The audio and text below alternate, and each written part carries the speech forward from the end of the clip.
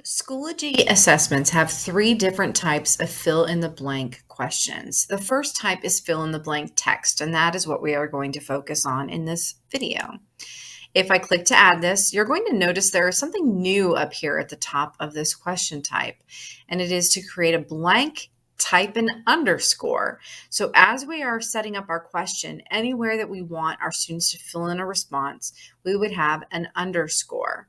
And then you will enter the correct information in the correct answer setup area when you are done. Let me get some information in here and show you what this looks like. I now have a series of 3 sentences with a response to fill in each of those sentences. As a former German teacher, this is where my mind goes. So I have the country of Germany is located in blank. I typed an underscore and that created a response box. And down here, I type in Europe as the correct response.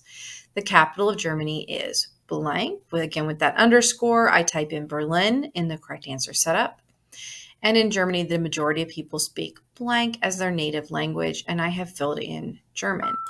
And you can keep making as many blanks as you want. This could be one blank, it can be 10 blanks, however many you want in any one question type.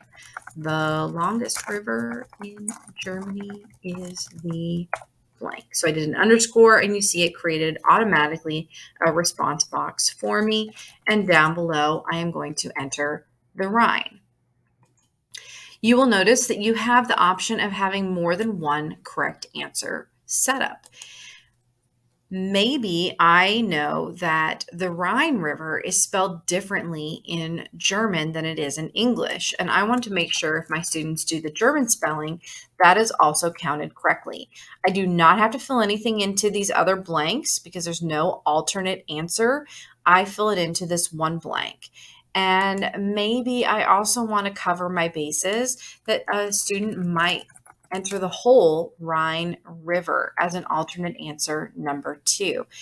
It is extremely important to think through what your students might enter into these boxes because Schoology can only mark an answer correct if they type exactly what you entered as a correct answer. If a student misspells a word, Schoology is going to mark it incorrect.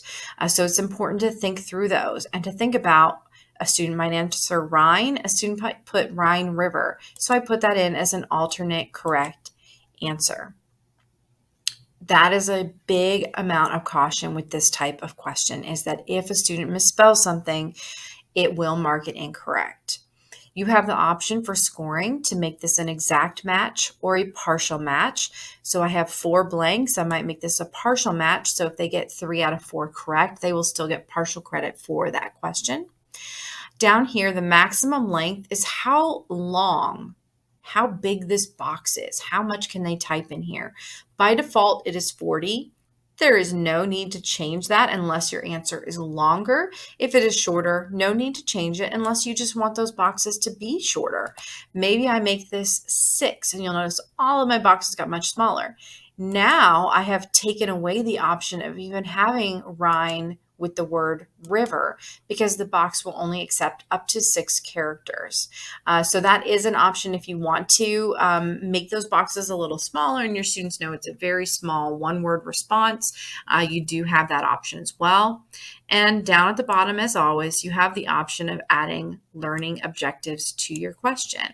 If we go up here to preview this question type, you will see exactly what you saw in that correct answer setup, that I have a small box to type each of my answers into as the student.